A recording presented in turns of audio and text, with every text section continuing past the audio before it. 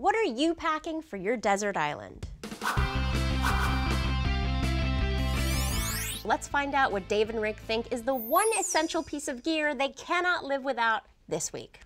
Dave, you want to start? I am super excited about this because I have an app, and I think this is the first time I've ever brought an app to the desert island. It's an app called WordLens, and it's been around for a few years, but most people didn't use it because you had to pay for it. Google's recently purchased it, and now it's free. You start up WordLens on your phone, and you point the camera at text, and it translates it on the screen into English. It actually puts the text in like augmented reality. So you're pointing at a sign, and the sign says, "Do not eat the donuts," in French, let's say.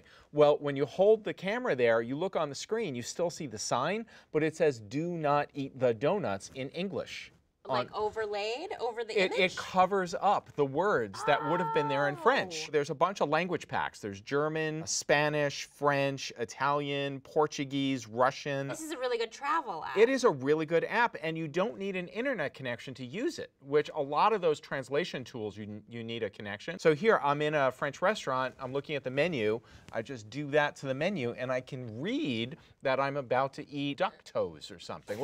I don't know what French people eat, all right? Well, I have something kind of unusual here. I'm already intrigued just by looking at it. I know. So this is called Google Cardboard. They call it a virtual reality headset, but it's made from cardboard and from little cheap plastic lenses and a little NFC tag and a little magnetic button. It's the most unlikely product that there is. And yet, if you tuck your phone, your Android phone, inside and hold it up, you get kind of a Oculus Rift type experience. You can enjoy some pretty cool virtual reality apps. Rick is understating the awesomeness of this. It is incredible. You can walk around with this thing and it senses your orientation, so you can like look around at things. There's a Google Earth mode where you're in space and you see Earth underneath of you, and you can look around at it and look up and fly through it. Yeah, and you tap the button and you can fly down to Chicago and fly through the streets. Okay, so it's unbelievable. There's Velcro. Yep. And then this is a high-class device right yeah. here. You run the Google Cardboard app, which I'm not doing currently, but you just tuck your phone in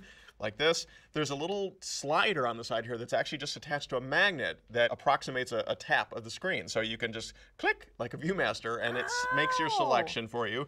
And there's even an NFC tag in there that will automatically launch the app when you put your phone in. You don't even have to go so far as to load the app yourself. You can make one yourself. Oh, God, I got to make it myself. Well, there's two options, actually. If you Google Cardboard, you can get the plans for this, to what kind of cardboard you can cut it to a certain size and get the little glass lenses and so forth, the little elements that you need. It's about $20 to $30 worth of parts. Or you can order a kit for about $30 that you can either assemble yourself or they'll have it pre-assembled. And so for the low cost of entry, as opposed to spending a couple $1,000s on an Oculus Rift headset, Google Cardboard, 10, 20, 30 bucks gets you a kind of a neat experience. What did you guys think of Dave and Rick's picks this week? We want to hear from you, so let us know on Facebook, Twitter, or email, and we'll see you next time on Geek Vs. Geek.